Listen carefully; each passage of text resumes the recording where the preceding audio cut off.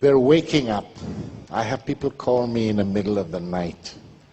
I'm sorry, I can't, all I can do is stand on a stage or write. Hopefully you will understand and take the cloud away from your eyes.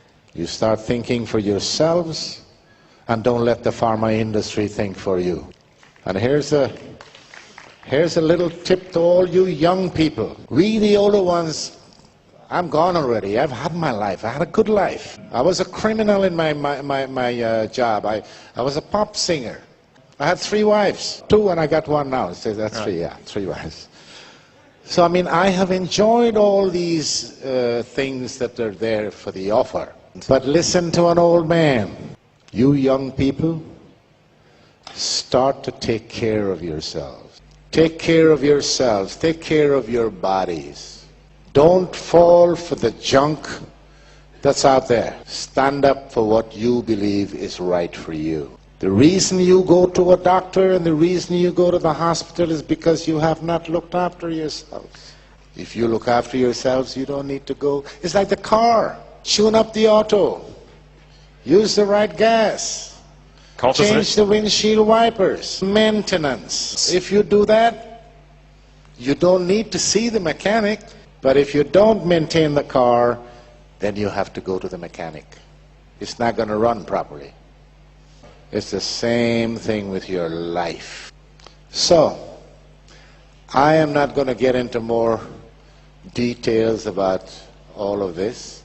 I've told you some of the important facets of the pharma industry, and you can believe it, you can take it to the bank, what I have said to you.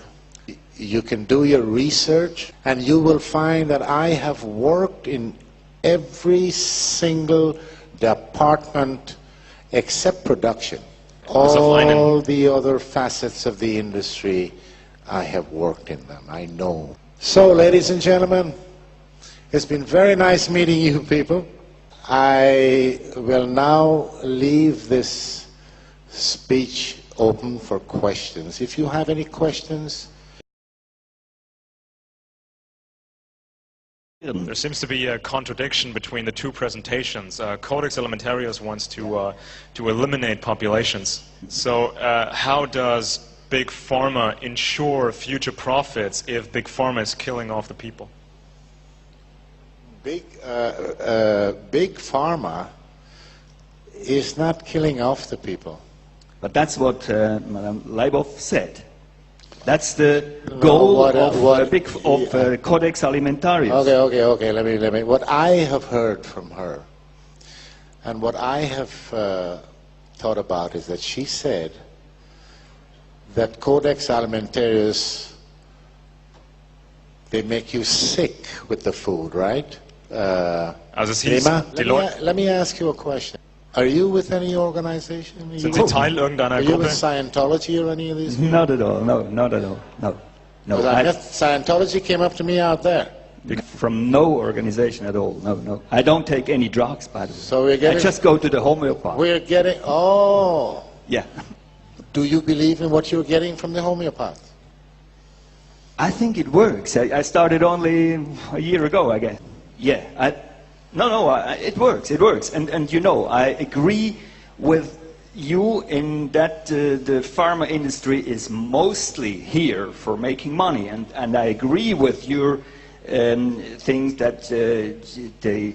Rima, you talked about some key individuals who started not just Codex but started modern medicine, and I mean, it seems to be a contradiction. Well, what happens if the pharmaceutical industry kills off all the consumers? Well, here comes in the people above the industry. It seems confusing and contradictory on the face of it, and I wanted to make 2 comments. So I'm very glad that you asked that question.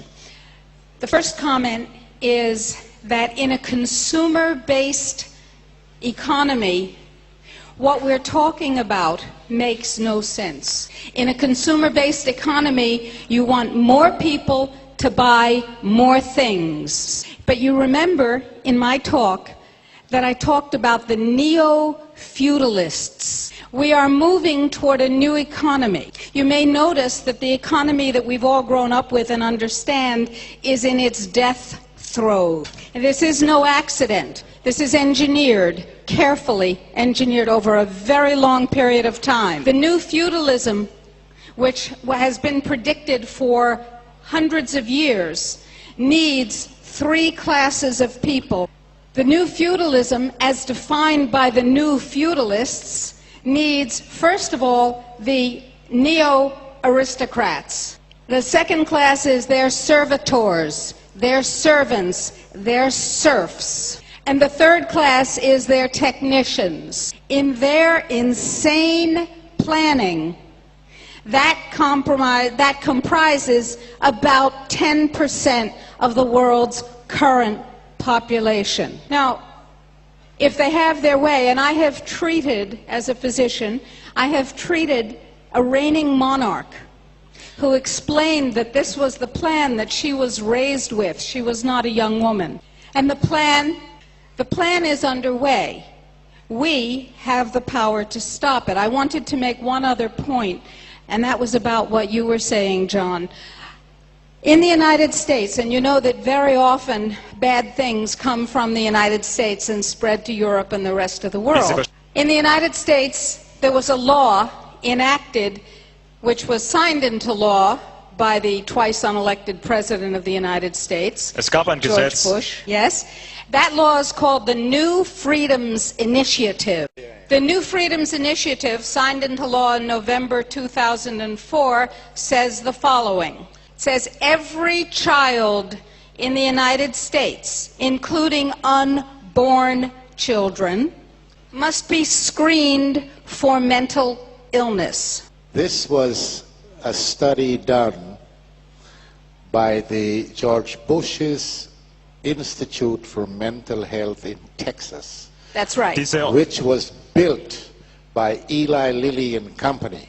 I attended a meeting in 2007 in Berlin. I was invited there by the members of the Green Party, and I was supposed to say something, I don't know what. Started speaking, they cut me off because there was a group of psychiatrists begging the government for money to perform exactly what Rima just said. And that's why I'm telling you, but there's more. Step one, screen every child, including the unborn, by screening their mothers for mental illness. 2, let me just finish the steps. Okay. Step 2, treat on a mandatory basis every child who is found to have, quote, God help us, mental illness, which means every child. And step 3,